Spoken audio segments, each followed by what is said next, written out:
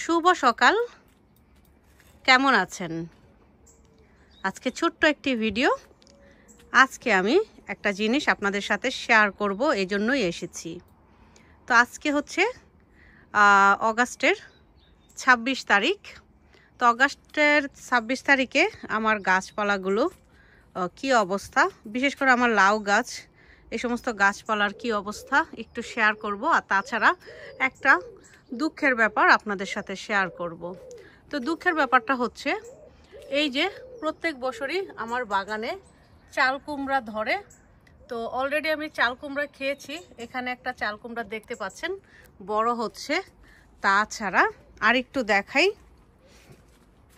আসলে যে জন্য ভিডিওটা করা সেটাই দেখাতে এসেছি। এই যে দেখুন, এখানেও চাল কুমড়ার ফুল এসেছে, চাল কুমড়া হচ্ছে। তো সকালবেলা আমি এসেছিলাম, দেখলাম আরও একটা চাল কুমড়া হয়েছে, ওই যে উপরে একটু দেখেন। তো এসেছিলাম এই চাল কুমড়াটাকে পরাগায়ন করাতে। তো এই যে দেখুন, একটু যদি খেয়াল করেন তাহলে আমি আপনাদের সাথে শেয়ার করি। এই যে অলরেডি আমি পরাগায়ন করাতে এসেছিলাম। এই যে একটা ফুল ছিঁড়ে দেখুন, এই যে ফুলটা ছিঁড়ে এই ফুলের যে মাঝখানের অংশটা, এটা দিয়ে আমি পরাগায়ন করাতে এসেছিলাম। পরাগায়ন করাতে এসে যেটা হয়েছে, এই যে দেখুন ভেঙে ফেলেছি, চাল কুমড়া ভেঙে ফেলেছি, দেখেছেন? তো এটা প্রত্যেক বছর হয় আমার সাথে। আমি প্রত্যেক বছর চাল কুমড়া পরাগায়ন করতে এসে চাল কুমড়াগুলোকে ভেঙে ফেলি।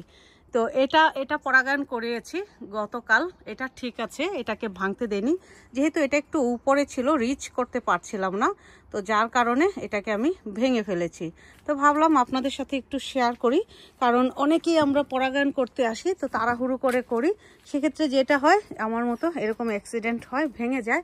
তো আপনারা যখনই চাল কুমড়া ফুলের পরাগায়নটা করাবেন, মেক শিওর আপনারা খুব সাবধানে করবেন, তা না হলে এই চাল কুমড়ার যে ডালটা, এটা এত সফট থাকে, একটু হালকা একটু প্রেস করলেই একটু অসাবধানতা অবলম্বনের কারণে আমাদের এই গাছগুলো এই ফসলগুলো ভেঙে যায়, নষ্ট হয়ে যায়। তো খুব কষ্ট লাগছিল, ভাবলাম আপনাদের সাথে একটু শেয়ার করি।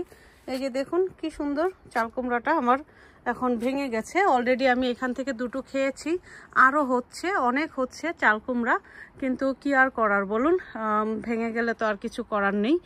খুব দুঃখ লাগছে, খুব ভরাক্রান্ত মন নিয়ে আপনাদের সাথে ভিডিওটা করছি, ভাবলাম একটু আপডেট শেয়ার করি। আর এই পাশটাতে দেখুন, পলিটানেলের ভিতরে যে লাউয়ের গাছ রোপণ করেছি, সেখান থেকে বাবা কিসে আটকালো, সেখান থেকে এই যে এদিক দিয়ে একটা ডাল বের হয়েছে। এই ডালটা বের হয়ে যেটা হয়েছে, অনেক অনেক অনেক বড় হয়ে এই যে পলিটানেলের উপরে বের হয়েছে। সবচেয়ে মজার ব্যাপার হচ্ছে এই ডালটার মধ্যে এত এত লাউ ধরেছে, বাবারে বাবা, অনেক অনেক লাউ। এই দেখুন লাউয়ের ছড়াছড়ি। অলরেডি আমি এই যে দেখুন, এই মাত্র আমি একটা ফুল দিয়ে এখানে পরাগায়ন করিয়েছি। এই যে আরও হচ্ছে, অনেক হচ্ছে। তো আশা করছি সেপ্টেম্বর পর্যন্ত, যেহেতু ওয়েদার ভালো, কিছুটা হলেও থাকবে, পেয়ে যাব আমরা একটা দুটা হলেও লাউ। এই বছর আমি বাগানে তেমন কোনো এফোর্ট দিতে পারছি না। কেন পারছি না সেটা অন্য এক সময় বলবো। এখানেও একটা লাউ ঝুলে আছে, এটা হচ্ছে গোল লাউ, আর এখানে তো আছে মোটামুটি ফসল যা হওয়ার। তো ভাবলাম আজকে ছোট্ট একটা ভিডিও শেয়ার করে আপনাদের সাথে। তো আজকের মতো এ পর্যন্তই। সবাই ভালো থাকবেন এবং সুস্থ থাকবেন। আর এই যে ভুলবেন না কিন্তু, সাবধানতা অবলম্বন করতে কিছুতেই ভুলবেন না।